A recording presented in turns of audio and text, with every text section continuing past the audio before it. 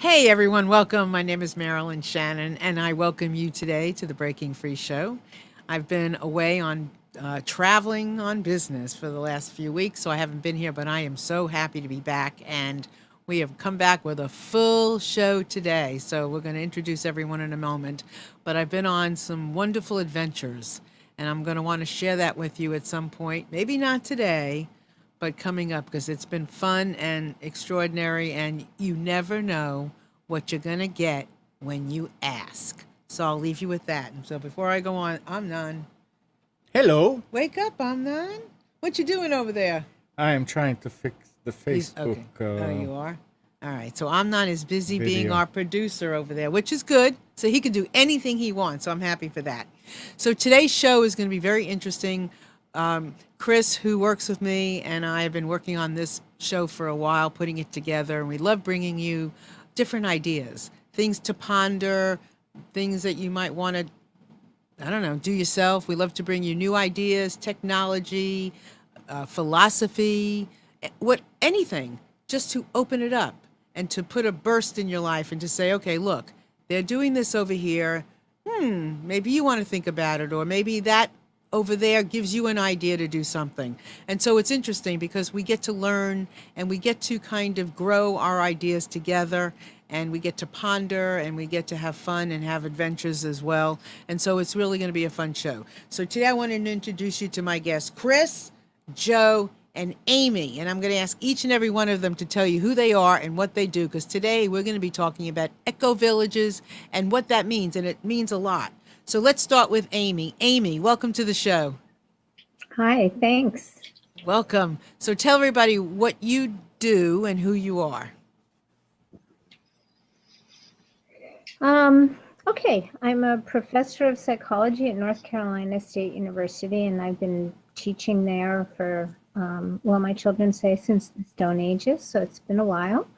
And I have two young adult children and a partner, and I work really, really hard at my work doing research and teaching, but I also think it's really important to do social justice at the same time. So I usually have some project that I'm involved in my personal life. And this big project is starting an Ecovillage.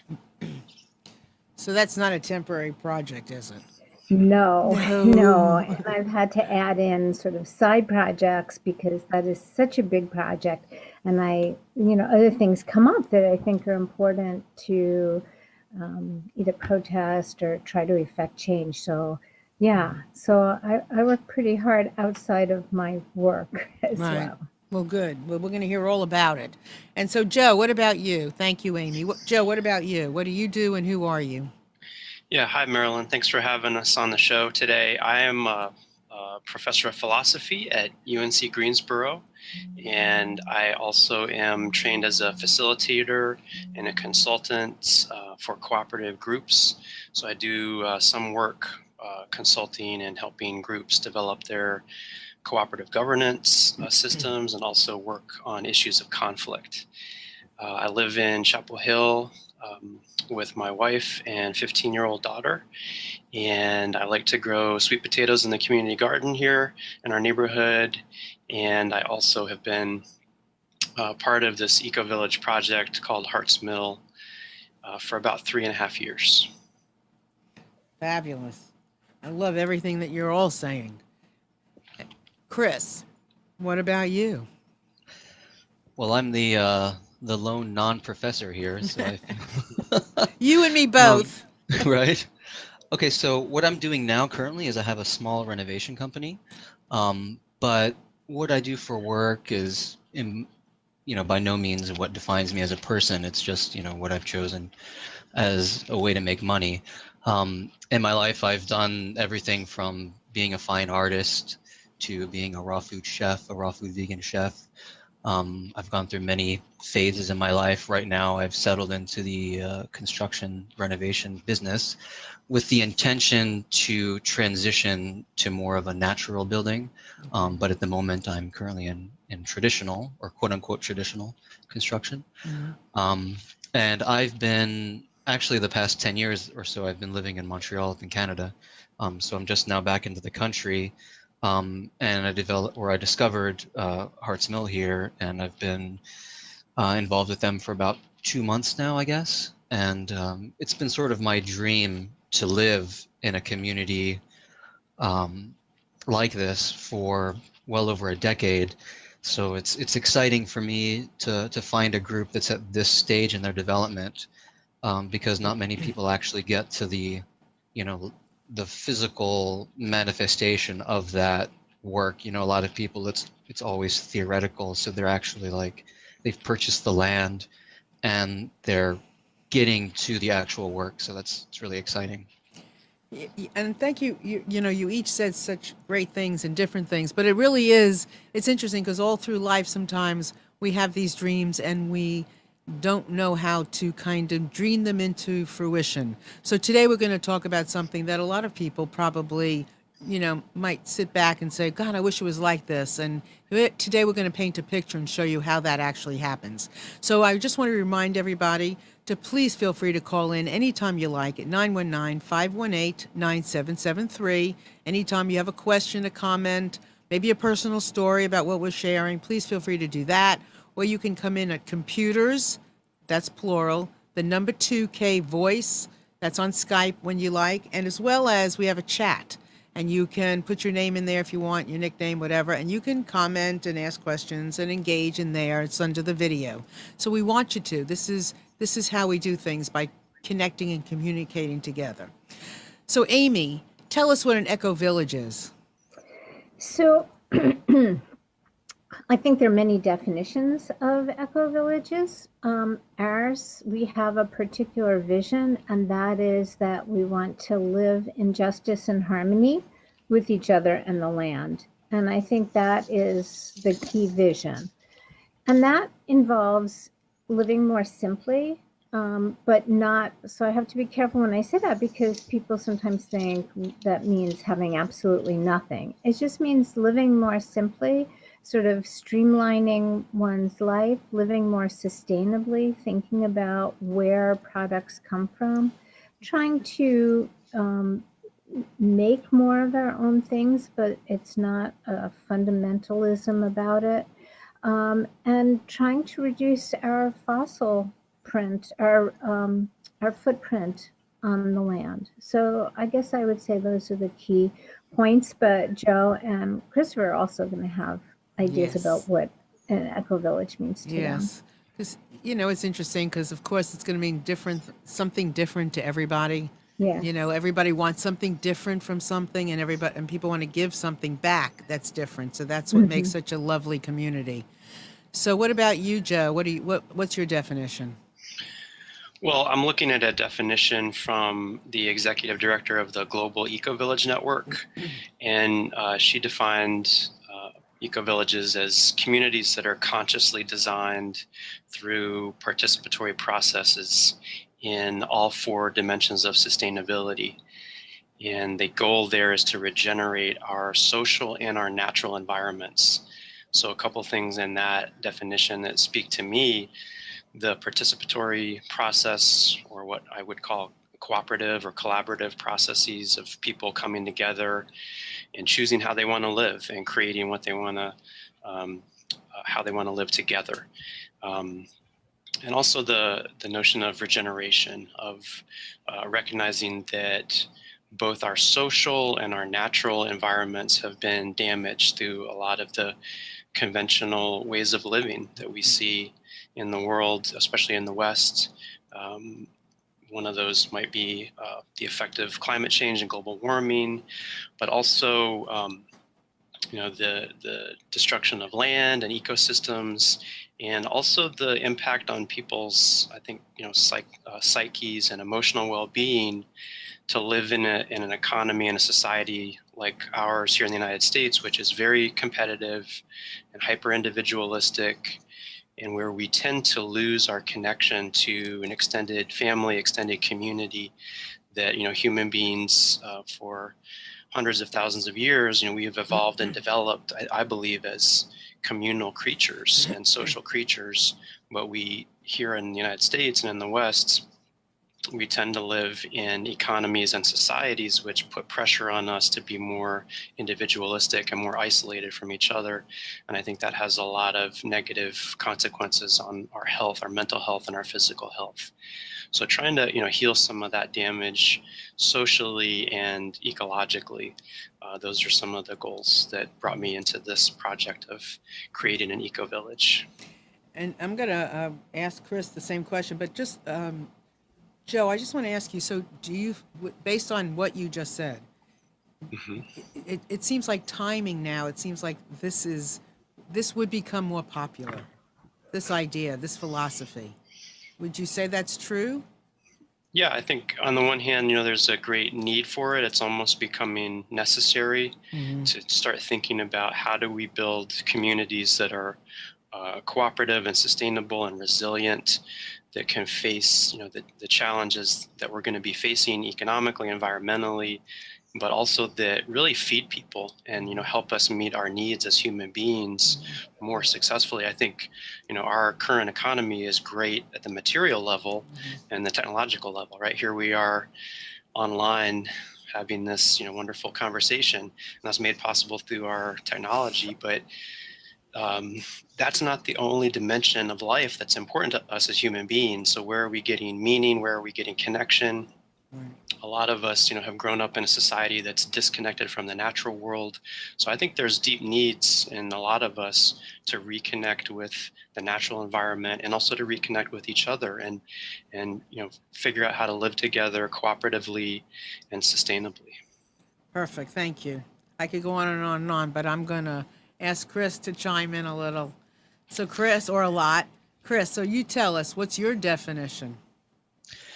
Well, I really feel strongly a lot of the things that Joe was just talking about reconnecting to each other and reconnecting to the natural world, because so much of the disease we have in our society, I believe, comes directly from the fact that we have been disconnected from nature.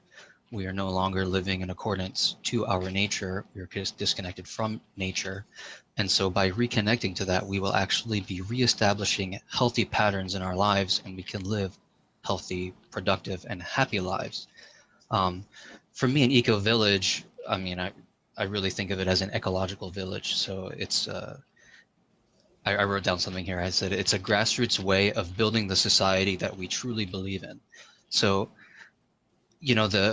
it's time that I don't know, I think a lot of us have been looking at the broader society for a while and sort of despairing about the direction everything is going in. So it's time for us to, on a grassroots level, guide the larger society and create small kernels of proper living, the proper living that we truly fundamentally feel is necessary. I love the whole "it takes a village to" idea. Mostly it said it takes a village to raise a child, but I would broaden that to say it takes a village to be a real person. And we no longer live in a communal village. When I think of a village, it's a tight knit group of people who care about each other more than just you're my neighbor and I see you in the morning and I wave, or even sometimes you don't even wave. How many of us live in the same place for years and years and don't even know our neighbors? So it's an estrangement that we are experiencing, and I think it really is on a sort of metaphysical level. It's killing our souls, and you can't be a fully functional person and have a dead soul, whatever that means to you, the soul. It's like it's our emotional core.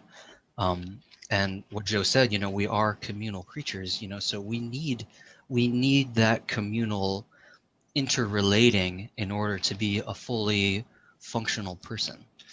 And I think that, a lot of the depression that we have, we have, a huge epidemic of depression, and, instead of it being treated with pharmaceutical drugs, which are obvious, in my opinion, they're harmful and have debatable efficacy, as, placebos are shown to work almost just as well. So, instead of treating it with a Band-Aid, we need to, completely reform our society, and so that we don't we don't need a Band-Aid to put over the emotional torture that we're living in day after day. Right. Well, I think the opportunity, I think we're being, on some level, being forced to take these as an opportunity, this grassroots, this idea of grassroots. We are being forced to do that on many levels, and it really is a gift. Whether it's, more of us can write books, more of us can do this, more of us can do that. We're being forced to do certain things, and I just think it is really for the best. So tell, so I want to go into what Hartsmill exactly is, because the three of you are involved in that. Now, this type of living is being done in other areas across the country and across the world, and I want to kind of touch upon that because we do have listeners, watchers from all over the place. So we really want to talk about it, but we're going to talk some about our local jewel as well. So, Amy, what's Hartsmill? So Hartsmill is a forming eco-village. We have 111 and a half, 112 acres between Mebane and Effland. That is absolutely beautiful land. And we are trying to regenerate. Parts of it have been farmed with tobacco, and so that land is somewhat impoverished now, and we're really working to bring back its health. And there's wooded land, and there's a pond. So we have our land, and then we also have, it's hard to know exactly how many members because we have circles of commitment to it. But we have between 20 and 50 members, no matter how you count, of people who've been coming together over the last, I would say, about 5 years. The history of the Ecovillage goes back even further, actually, because there was a group of people who got together for about 2 or 3 years and developed the vision and the principles. But over time, they had to move on to different parts of the world. And so in some ways, it's been handed to us, and then we reworked it again. So we have our vision and our mission and our aims. And in the process, we've gotten to know each other fairly well. Um, we traveled at one point to Israel to visit an eco village there, Neot Semadar, which is a very well established eco village. And some of the advice they gave us was that they needed to really know each other and be able to work with each other in some harmony before they moved to the land. And they did that for 10 years. So we're like, wow, we don't have 10 years to do that and then move to the land. But the process of developing all of our ideas has been very helpful, and also has led to work associated with learning how to cooperate more skillfully and how to negotiate conflict more skillfully. And so I think this process of getting to the land and beginning to start to build small structures on the land and to think about our larger architectural vision has been very helpful. Yeah, I mean, you've already started that. I mean, Yeah. well beyond started. Yeah. Well, we hope to be on the land, I guess I would say at this point now, maybe early 2019.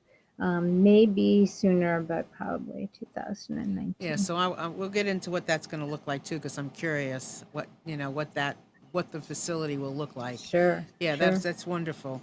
So, Joe, what about is there anything else you want to add about what Hartsmill is? Yeah, just a little bit more about the vision, to live together cooperatively and sustainably. How we envision that is going to include growing some of our own food, having some working gardens and farmland there. And we envision a village of about 32 homes clustered around a common house. So we'll have, shared facilities, shared resources, and we'll also hopefully be able to seed and support local businesses in our community and close to our community. So trying to create deeper resilience, in our village and also in the surrounding communities.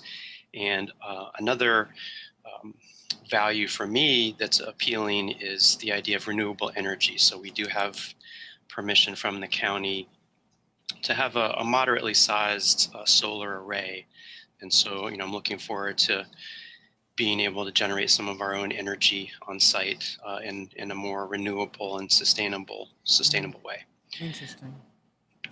I also wanted to add something to what Amy said about getting to know one another and building community, because oftentimes in the community development process, we tend to focus on the buildings and the finances, right? Because, it's an expensive project in time and money. And people, we tend to focus on what's my house going to look like? What's the common house going to look like? And those are all very important questions. But I also, think community includes what I would call the cultural infrastructure, not just the physical infrastructure. And so that cultural infrastructure is the quality of our connections, the quality of our bonds with each other, our capacity to work together, to cooperate, our tools and our skills at navigating conflict, because all human groups are going to have conflict. So that's just a natural and normal part of the process. And yet it can be very disturbing and distressing, because a lot of people are called into community with a vision of harmony and closeness. They want to be more connected with their neighbors. And that's a beautiful vision. And hopefully that's going to be part of our experience too. But I've learned from my experience living in community, and I lived in a co-housing community for 6 years called Pacifica, which is in Carborough, and I was part of the developmental process of that community as well. But what I learned there was, that beautiful ideal and dream of harmony is, one part of the story. And the reality of us as human beings, we're going to have differences, we're going to have conflicts. So we really need to be intentional about how do we develop our skills and our capacities to communicate with each other, to respect each other, to have compassion for one another, and to work through conflict. So for me, that's a really important part of the community building process, is developing those skills and developing those relationships. Right. Well, and do you think that not just by, but part of the ability that you have to do this is by setting the intention ahead of time of harmony, because you always have that kind of place to come back to. So sometimes when I'm involved in something, and I am a conflict person as well, I'm a superior court mediator, and I know that's, conflict is a part of everything, but it's a tool to me now. It's not something that I'm scared of. It's something that I just know is going to be there. Anytime you have a difference of opinion, there's a conflict. Do you think that just setting that intention and saying, you always have something to go back to? I know when I say, what will Gandhi do? It kind of draws me back to my purpose, or my, kind of grounds me. Does that do that in the environment you're in? Yeah, absolutely. And it's really important, for a community like ours to have a vision and a mission and values that we've agreed upon, because that's really going to be, the touchstone for our decision making, and to help us, guide ourselves when we get into differences. We need to come back to the common vision. So it's not just a case of individuals trying to, win a debate or impose their vision or impose their preferences on the group. We have agreed to a common vision, which can evolve and can change, but that's our touchstone. That's the core that we've committed to creating together. And then the other thing that I like, what you said, Marilyn, seeing conflict as normal as opposed to as, a sickness or a problem, right? So getting away from pathologizing conflict and seeing it as normal, that's a huge step for a lot of us. It was for me, in my life and my growth. And I think it's really important to shift, perspectives that conflict is a part of this, and it's okay. It can hurt sometimes, and that's all right. That's part of our journey as human beings. Yeah, exactly. When I started in on becoming a mediator, I'm like, what am I doing? Conflict scares me. Why am I doing this? I mean, I don't even like conflict. And then I realized that most mediators got involved because they weren't comfortable in conflict. And then all of a sudden we really started understanding that, wow, what an opportunity. Wasn't anything wrong with it. It was just, it's an opportunity.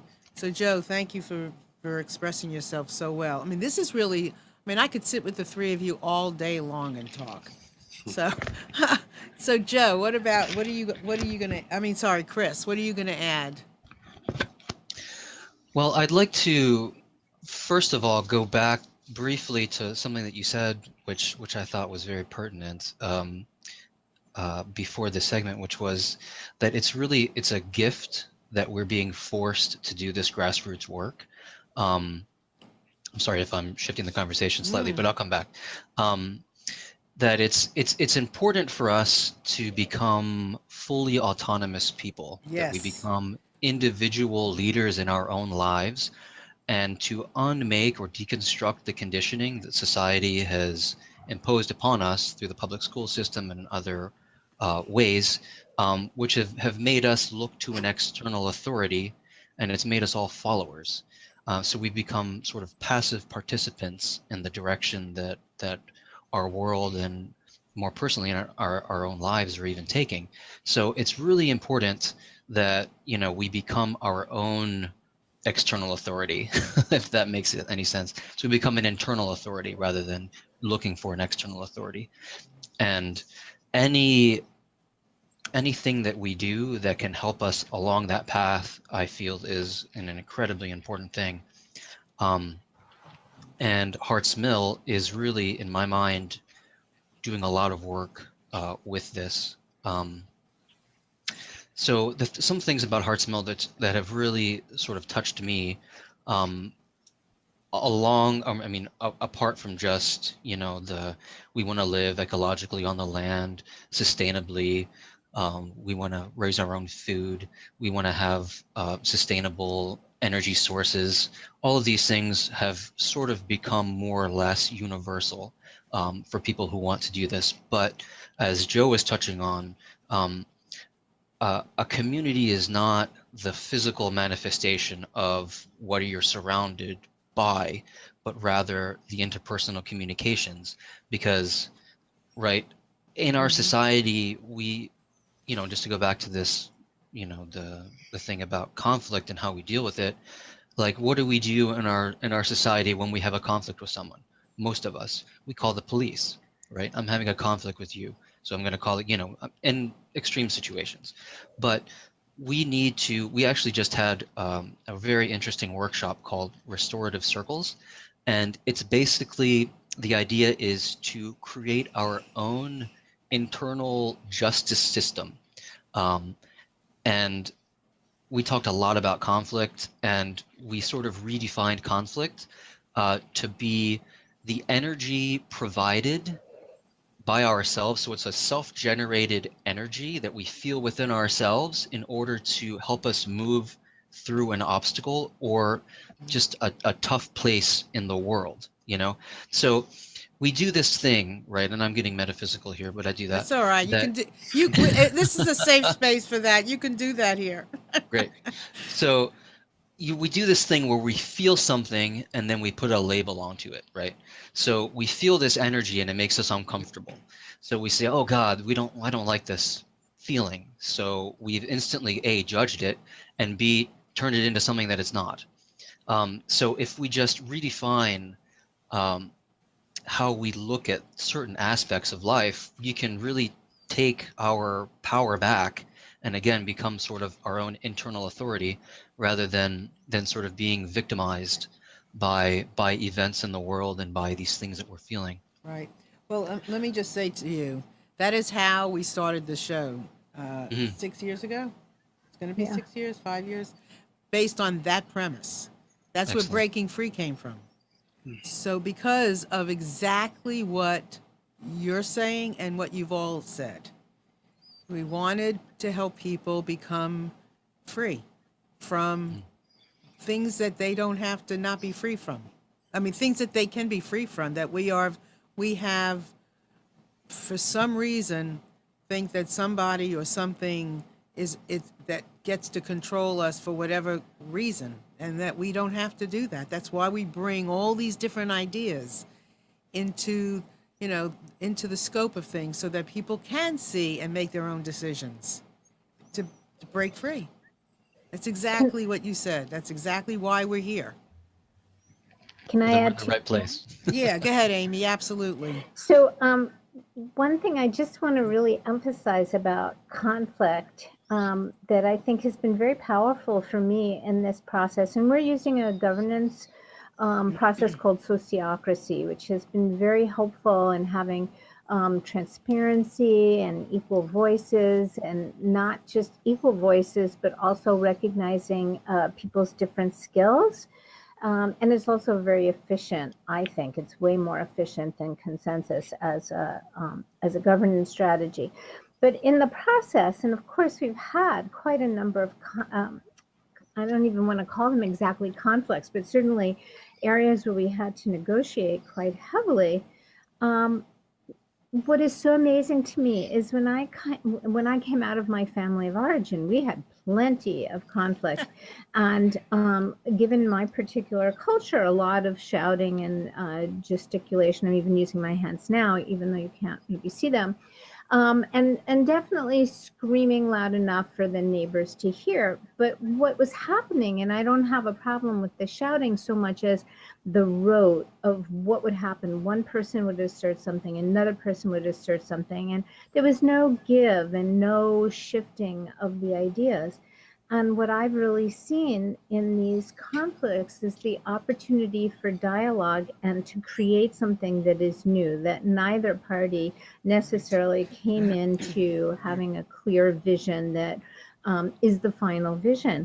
And what's really amazing is how the vision after a conflict has been transformed and made better. So both parties are actually pretty satisfied, or when it's more than two people, there's a satisfaction with the solution, and a sense that working together, we've made something that is a better whole from those parts. Right. So I think that's really exciting when you see these processes actually working.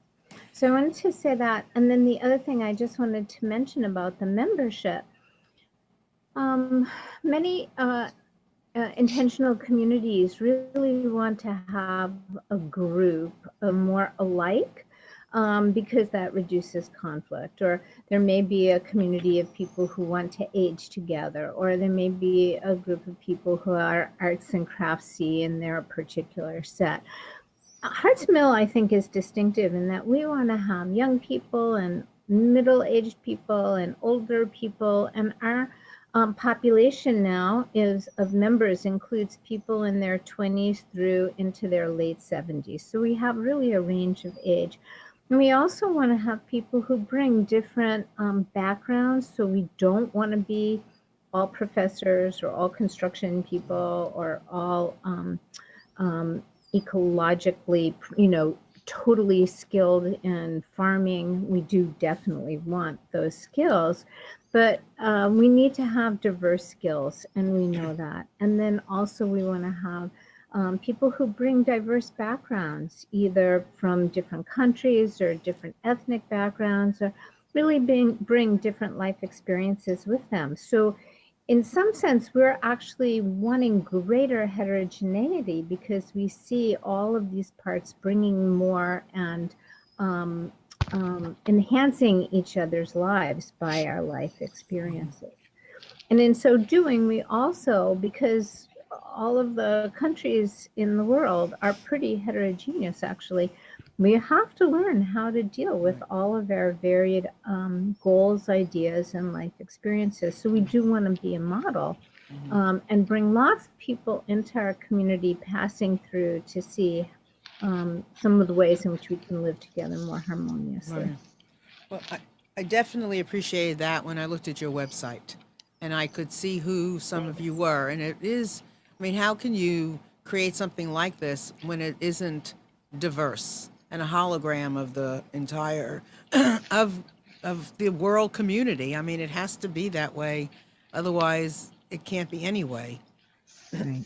So I would recommend that everybody go check out their website, because I think you'll be amazed at and read the bios, because that's what got me when I was reading the bios. Hartsmill, right? Hartsmill.com, is it? Yes, it's HARTSMILL.org. HARTSMILL.org. And it's heart, not in terms of the actual heart in our bodies, but more like a rabbit heart, HART. And it's actually right now named after Thomas Hart, who was a very early settler in this area. Yeah, it's very, very. You will. I mean, I was enjoying, and I don't always enjoy reading all the bios of a whole, but these were very interesting, and the pages were really. I mean, the pictures were lovely. So I suggest everybody go do that. And one of the things that I wanted to say is, my passion is bringing people together, but it's listening, because when you listen, you can build that consensus, you can build collaboration, you can build on, well, here's my idea. I don't like your idea, but if I listen to your idea, then I'm going to find pieces of your idea and my idea, and we're going to go together and we're going to create something. Then I'm not attached when I listen beyond my stuff. So it's so important to have the practice to do that, and I believe that's what you're doing. Before we go on, Chris, I just want to make sure, because we did jump. Did you have something else to add to what we were saying?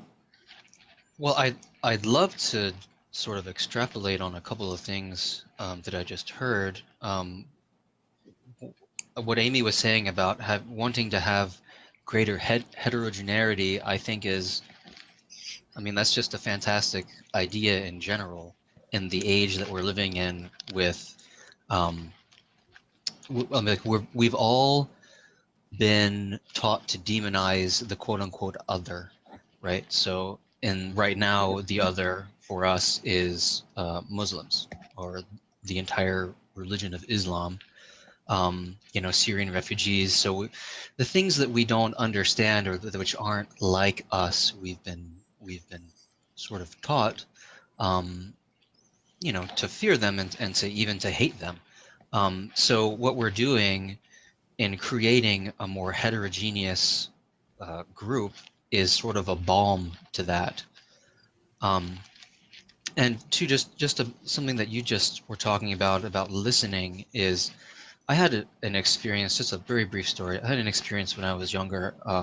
I've always been sort of progressively minded in my life, and I have an uncle who's a fundamentalist Christian and deeply conservative, and we were having a conversation in my early 20s, and it was we were having sort of an argument, like we were sort of debating opposite sides of a point, and we were going at it and at it and at it, and after about an hour, I realized that there was no difference in the core fundamental sort of ideology that the two of us believe. And I just had this epiphany of, wow, we actually agree with each other. We just disagree with how we think we will get to that place.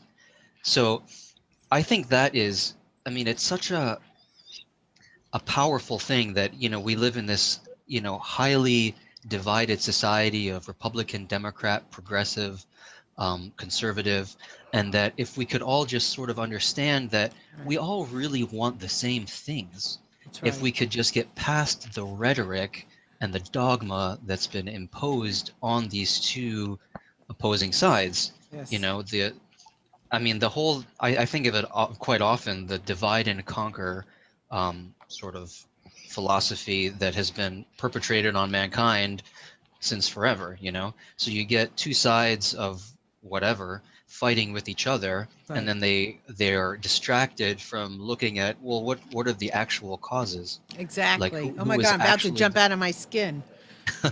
No, really, because I sit back too and I wonder, what are we fighting about? Exactly. And who are we fighting for? And what is this about? And if we offered this, if we said, like my husband often says, if you go to some village, or you go to Syria, Iraq, or wherever, and you say, listen, I'm going to build you a school, or I'm going to build you a hospital, or I'm going to give you food. I just don't understand I don't understand what this is all about. I don't understand why we're doing this. Can somebody tell me? Because I really don't know. I keep asking. I go on Facebook and I say, why are you saying this? Please, no argument. Just where is this coming from? And I just don't understand it. That's why I keep doing these things, because I'm like, if nobody can tell me why what's wrong, really, then I'm just going to keep on doing what's right.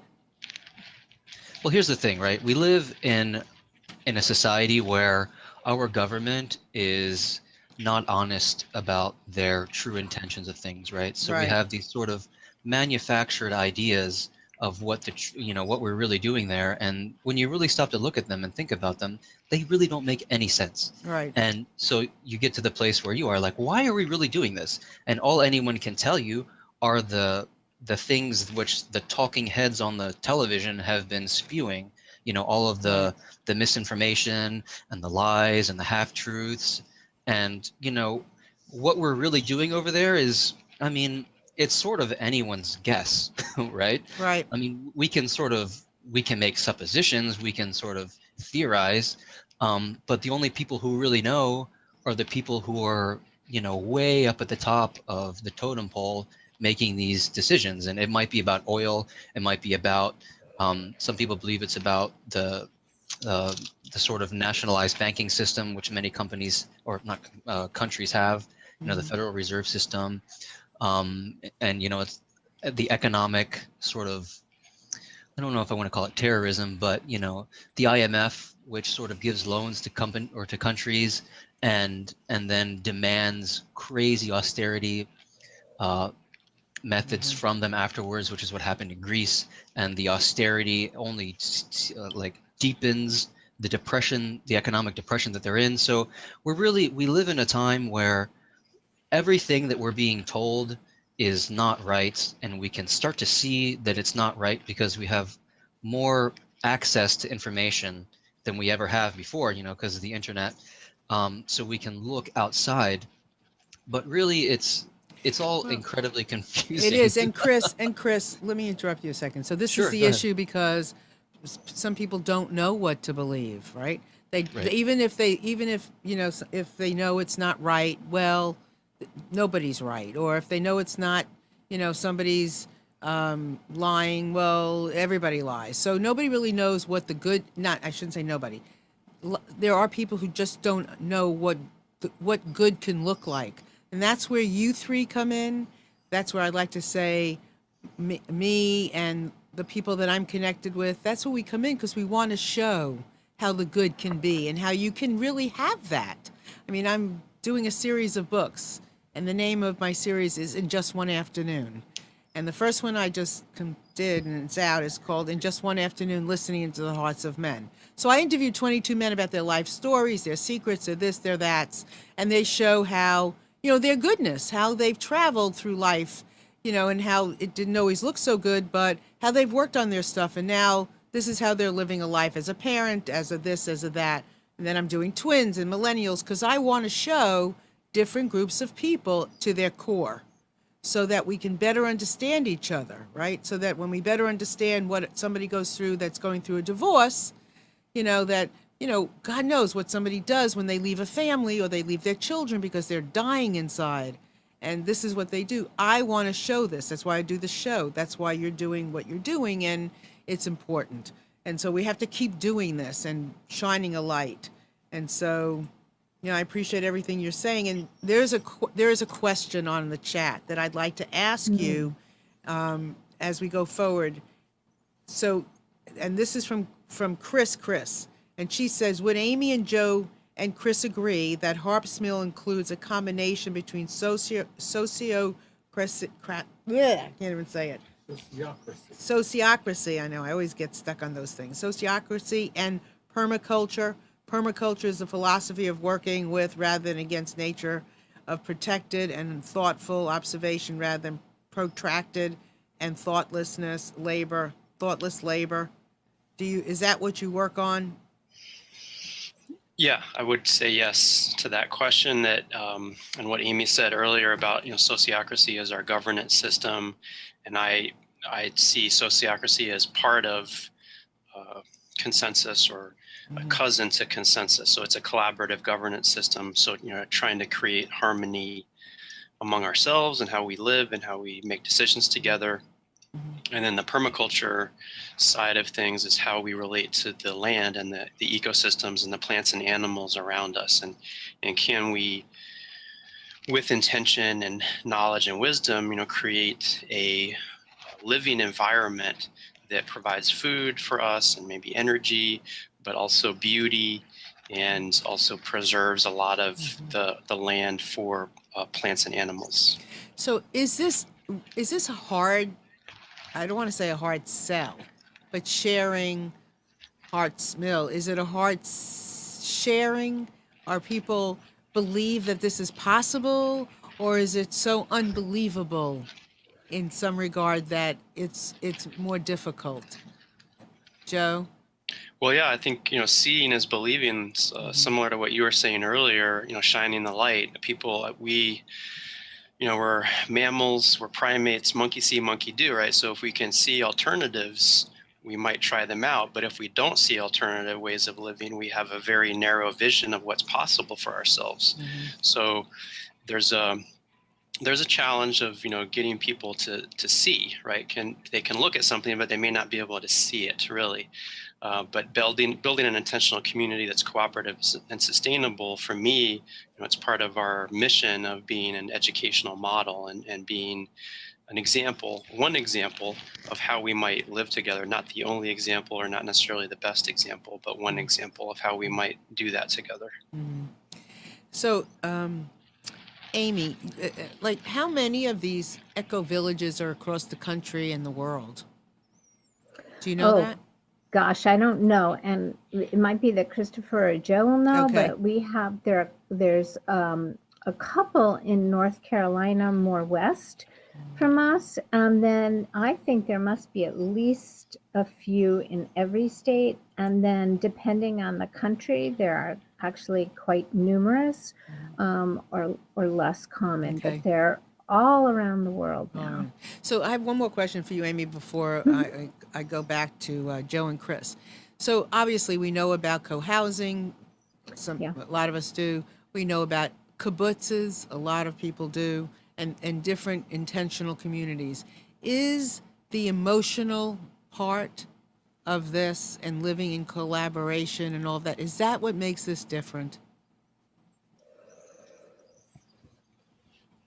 I think, okay, so an intentional community is very much about the housing and the finances. And one of the occasional problems for an intentional community is the homes are set at real estate value. So anybody who leaves, they sell it to whomever they want, whoever will pay the price. And so the community has very little value for And I it. think, Joe wants to sorry add to, something. I just want to interrupt you and I think clarify that you're talking about co-housing. So intentional communities is the broad umbrella term that includes co-housing, eco-villages, and a variety of different forms. But I think right now you're talking about co-housing communities, which are more common in the United States. Yes, thank you.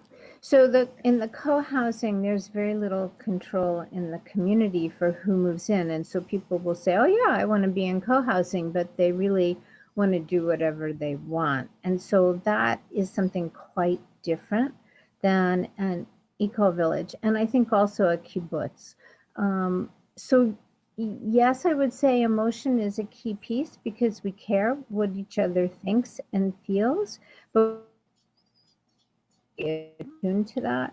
But I think there are quite a number of differences in addition, which is the concern about the environment. And eco-village, as Christopher said, is an ecological village. And so there's a lot of interest and concern related to the land and our relationship with the land, and also living lightly on the land. So I think that's a big piece, as well as the governance, which is much more collaborative, transparent, concern for the individuals as well as the community.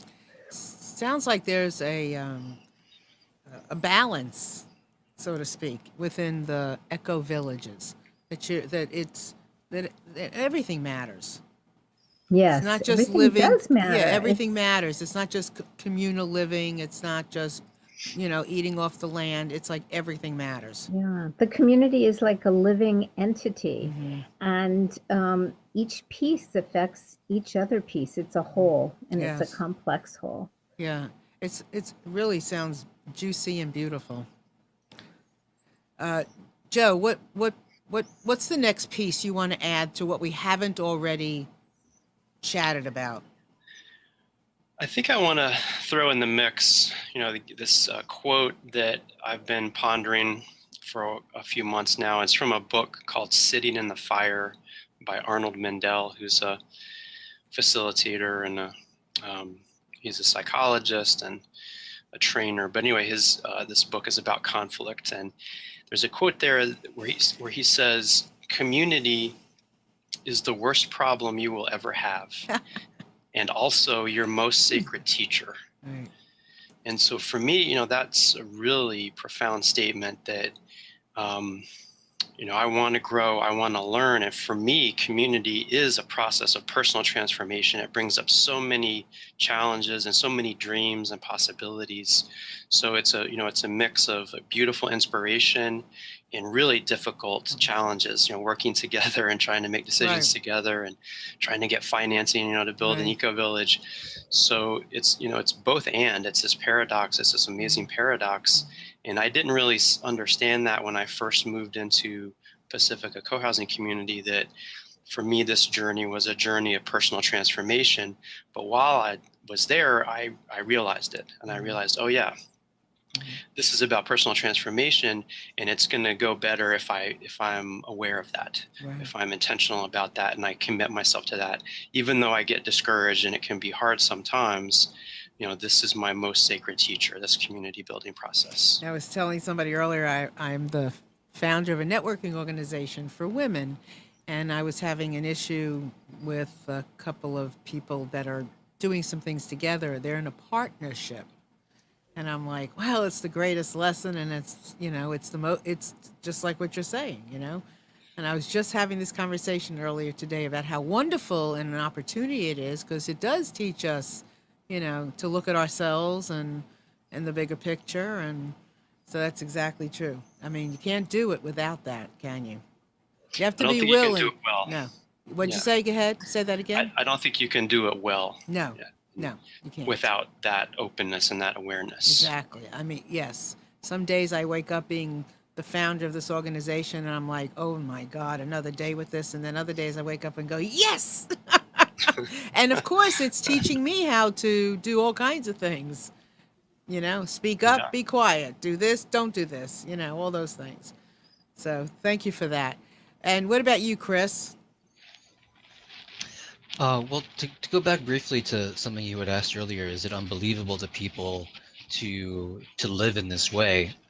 I think it's hard for a lot of people to imagine a different way of living, but I think we have a lot of examples throughout history, and I think there's a lot of sort of romanticization about how ancient peoples used to live, but there's also a lot of truth and a lot of guiding principles there. So in a way, we're sort of hearkening back at the same time as forging forward, because I sort of personally think of this time in the human history as sort of, and I think not many people would share this belief, but I think of it sort of as a dark age. Like we have high technology, but we have not evolved spiritually enough to sort of handle it.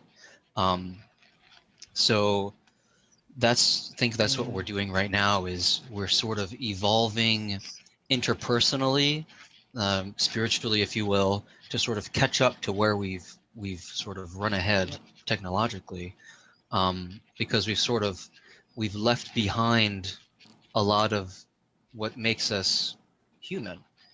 I mean, we're not highly technological only. We are physical animals, as Joe said, we're primates. So, yeah, just something I wrote here is that it's what we're doing is work. We're not following a pre-prescribed path. We're forging ahead into somewhat unknown territory. So, it's not, we're not following a formula. It's every step of the way is, oh God, how are we going to do this? And again, I'm new with Hartsmill, but I'm familiar with the ideas, and I've seen how they deal with things. And again, that's what makes them to me so exciting because I see that they are dealing with these very difficult questions. They're not, they had one of the main, well, maybe not one of the main, but one of the discussions that people in general are having right now is sort of, is it natural to eat meat or not? Is it natural to raise, what vegans would say, to enslave animals for human consumption? So that's a hugely divisive subject, but Hartsmill has recently dealt with that. I came in right after they dealt with this, but they came to an amenable conclusion. They worked it out, and they made a decision, and they made a policy which works for everyone. And that just in and of itself is a huge accomplishment. Yep, Um, absolutely. and something else, just Mhm. before you move on, you were talking about the challenges that we face in living in community. And I would sort of echo back to what I said before about how it takes a village to be a fully realized human being, right? Because I feel like many of us in our society, we're sort of stagnating in a quagmire of, inactivity, or, we watch TV, we work a 9 to 5, we watch TV, we work a 9 to 5, and it becomes sort of like deadening. So when we really start to interact with each other and we start to grow, it's incredibly painful and it's incredibly difficult and it sometimes seems impossible. And after you've done that work, you feel this sort of stretching inside of yourself and you realize how amazingly beautiful the entire experience Yeah, was, right? exactly. Yes, Um, and exactly. so that to me is what it means to live in community with people, to be in relationship Right. with other people. Many of us experience that in couples, Right. but really to put all of that burden onto one person is way too much. And I think that might be one of the reasons why marriages fail, because we only have one person that we're sort of growing and Right. challenging, Well, so Chris, we need. we're almost out of time. Okay. If you believe that, I can't. But Okay. I want to, say that the three of you are magnificent, and I'm sitting here and I've written so many pages of things that I would say as you're speaking, but that we've gone on to something else that's been great. But there's a poem that I would like to recommend. I'm passionate about. It's called "Reenchant Planet Earth," and it's been something I've stood by for. It's my mission. And there's a line in there that says, "We are midwifing at our own rebirth." Hmm. And so, and when we do this, we'll live together and love each other and, all this I kind of love stuff. that. And we'll see the magic in everything. We'll see the magic in the wind and the rain and all that stuff. I would recommend you check it out. If it's magnificent. And so to the three of you, I want to thank you so much for sharing like you have. I could have gone on and maybe we can revisit some of this stuff again because there's so much we haven't talked about. We've Yes, kind of thank you. we kind of talked about the context, but I'd like to get more into the content. We've kind Sure. of right, Amy? Sure. I'd be very happy to continue the Yeah. conversation with you and your Yeah. listeners. Thank you. It's been Yeah, great fun. Yeah. Joe, you too, right? absolutely. Yeah, count me in. Okay, good. And Chris? I'm down. I don't know too much about the specifics yet, but yeah, this Well, is you great. didn't know Thank you. anything about this either, and you did famously. So what the heck? Yeah. I don't think you need to know too much. Listen, you already know what you got to know. How about that? So Sounds good. yeah, so I want to thank the three of you so very much for talking today and being so magnificent, and for all of you out there that are listening. This was a privilege. So we're gonna, Thank you. yes, thank you. And I Thank you, just Marilyn. I loved it. And we're gonna come back again and talk more about this and show pictures, and maybe we can even take a Sure. computer out to the land and have it be part of the hangout. Oh, that would be so much fun. Yeah, let's do that, Yeah. okay? Yeah. Yeah, and so we can see All right. some things and maybe some more members and we can have a party. Oh, great. That would Sounds be good. really fun. Yeah, let's do that. I'll talk to Chris and we'll arrange a party. Okay, great. Okay? Because Great. seeing is believing, I Thanks. know. Yeah. So we'll do that. So everybody out there, thanks so much for being here today with us. We love you so much, and we're glad you were here. And we'll see you next week. Bye.